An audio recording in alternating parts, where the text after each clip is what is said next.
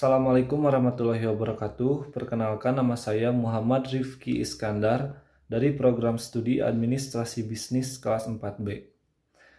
Di sini saya akan mempresentasikan tentang penilaian prestasi kerja. Dan materi yang akan saya bahas diantaranya: 1. Apa arti dari penilaian prestasi kerja? 2. Tujuan dari penilaian prestasi kerja. 3. Metode apa yang digunakan dalam penilaian prestasi kerja. Dan yang terakhir, masalah-masalah apa yang terdapat dalam penilaian prestasi kerja. Langsung saja kita mulai dari nomor 1, yaitu apa arti dari penilaian prestasi kerja. Penilaian prestasi kerja merupakan sebuah proses formal untuk melakukan peninjauan ulang dan evaluasi prestasi kerja seseorang secara periodik. Dapat diartikan juga, penilaian prestasi adalah suatu analisa yang adil dan jujur tentang nilai karyawan bagi organisasi. Dalam sebuah penilaian prestasi kerja terdiri dari kegiatan-kegiatan yaitu identifikasi, observasi, pengukuran, dan pengembangan hasil kerja karyawan dalam sebuah organisasi. Bukan saja kuantitas kerja, tetapi juga watak, kelakuan, dan kualifikasi pribadi dari karyawan. Penilaian prestasi berupaya mengevaluasi prestasi karyawan atau pekerja untuk berbagai keperluan. Lanjut ke nomor 2, yaitu tujuan dari penilaian prestasi kerja. Berdasarkan hasil tinjauan dapat dikemukakan bahwa penilaian prestasi dilakukan untuk memperoleh informasi yang berguna dalam pengambilan keputusan yang berkaitan dengan kegiatan manajer sumber daya manusia (SDM). Yang lain seperti perencanaan SDM, penarikan dan seleksi, pengembangan SDM, perencanaan dan pengembangan karir, program-program kompensasi, promosi, demosi, pensiun, dan pemecatan. Nah, selanjutnya, metode apa yang digunakan dalam penilaian prestasi kerja? Ada beberapa metode yang dapat digunakan dalam penilaian prestasi kerja.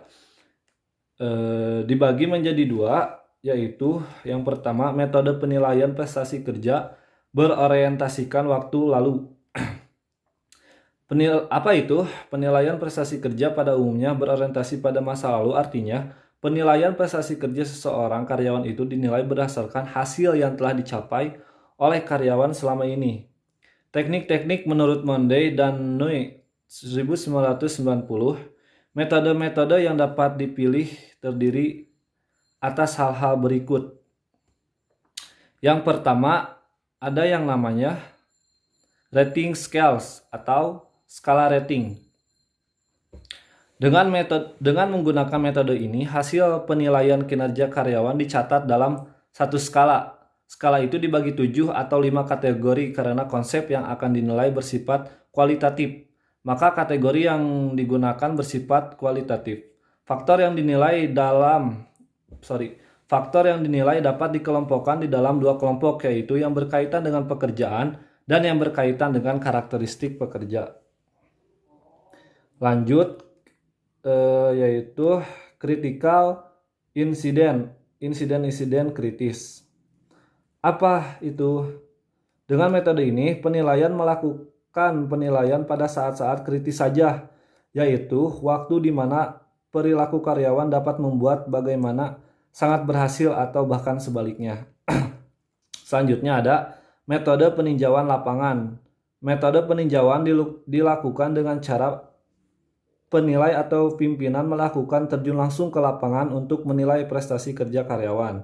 Selanjutnya ada tes prestasi terbaik. Metode penilaian ini dilakukan dengan mengadakan tes tertulis kepada karyawan yang akan dinilai. Karena apa yang ditanyakan tes dan jawaban karyawan ini dalam bentuk tertulis dan tidak mencerminkan langsung prestasi seseorang, maka metode ini termasuk penilaian prestasi kerja secara tidak langsung. Selanjutnya ada checklist. Dalam metode checklist, penilai hanya memilih pernyataan-pernyataan yang sudah tersedia. yang menggambarkan prestasi kerja dan karakteristik karyawan yang dinilai. Cara ini dapat memberikan gambaran prestasi kerja yang akurat apabila pernyataan-pernyataan dalam instrumen penilaian itu disusun secara cermat dan diuji terlebih dahulu tentang validitas dan reliabilitasnya. Itu untuk metode yang pertama. Yang kedua ada metode penilaian prestasi kerja berorientasikan waktu yang akan datang. Metode penilaian prestasi kerja yang berorientasi waktu yang akan datang memusatkan prestasi kerja karyawan saat ini serta penetapan sasaran prestasi kerja di masa yang akan datang. Lalu, poin-poin dari yang kedua ini diantaranya adalah 1. Penilaian diri. Metode penilaian ini menekankan bahwa penilaian prestasi kerja karyawan dinilai oleh karyawan itu sendiri. Tujuan ini adalah untuk mengembangkan diri karyawan dalam rangka pengembangan organisasi. Yang kedua ada pendekatan. Metode penilaian ini ditentukan bersama-sama antara penilai atau pimpinan dengan karyawan yang akan dinilai. Mereka bersama-sama menentukan tujuan-tujuan atau sasaran-sasaran pelaksanaan kinerja di waktu yang akan datang. Kemudian dengan menggunakan sasaran tersebut, penilaian prestasi kerja dilakukan secara bersama-sama. Kemudian ada penilaian psikologis. Metode penilaian ini dilakukan dengan mengadakan wawancara mendalam, diskusi atau tes-tes psikologi terhadap karyawan yang akan dinilai. Selanjutnya ada teknik pusat penilaian. Dalam suatu organisasi yang sudah maju terdapat suatu pusat atau unit pelayanan karyawan. Pusat ini mengembangkan sistem penilaian yang baku yang digunakan untuk menilai para karyawannya. Hasil penilaian pusat atau unit ini sangat bermanfaat untuk mengidentifikasikan kemampuan manajemen di waktu-waktu yang akan datang. Itu adalah berbagai macam metode penilaian prestasi kerja. Selanjutnya kita masuk ke pembahasan keempat, yaitu masalah-masalah apa yang terjadi dalam penilaian prestasi kerja. Yang pertama ada halo effect, dan tolak ukur penilaian merupakan kesalahan yang dilakukan oleh penilai, karena umumnya penilai cenderung akan memberikan indeks prestasi bagi karyawan yang dikenalnya atau sahabatnya. Yang kedua, kesalahan kecenderungan terpusat. Banyak penilaian tidak suka menilai karyawan sebagai yang efektif atau tidak efektif, dan sangat baik atau sangat jelek. Di sini penilaian cenderung merata-ratakan antara karyawan satu dengan yang lainnya dan bahkan tidak sesuai dengan kenyataan. Yang ketiga ada bias terlalu lunak dan terlalu keras. Biasanya kesalahan bias yang terlalu lunak cenderung penilai terlalu mudah memberikan nilai dalam evaluasi prestasi kerja karyawan. Sedangkan kesalahan bias yang terlalu keras sebaiknya terjadi karena penilai cenderung terlalu ketat dalam evaluasi mereka. Dan selanjutnya ada yang keempat, prasangka pribadi. Bisa mengubah penilaian terhadap karyawan. Sebagai contoh, seorang atasan pria mungkin cenderung memberi penilaian yang rendah kepada karyawan wanita karena satu hal. Adapun faktor lain yang mempengaruhi penilaian mencakup faktor senioritas, kesukuan, agama, kesamaan kelompok, dan status sosial. Dan yang terakhir ada pengaruh kesan terakhir. Penilaian yang cenderung lebih ingat pada kegiatan-kegiatan karyawan yang baik atau buruk apabila menggunakan ukuran-ukuran prestasi kerja yang subjektif.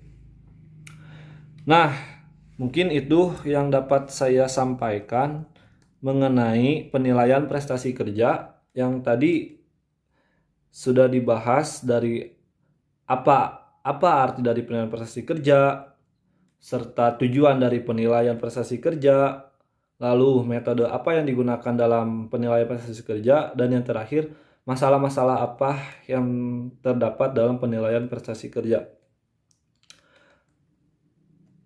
Nah, mungkin hanya itu yang dapat saya sampaikan. Mohon maaf bila ada kesalahan, dan mudah-mudahan apa yang sampaikan ini bisa bermanfaat dan bisa menjadi pemahaman dan ilmu baru untuk kita semua, sehingga untuk senantiasa bisa memahami lebih luas lagi tentang materi tersebut.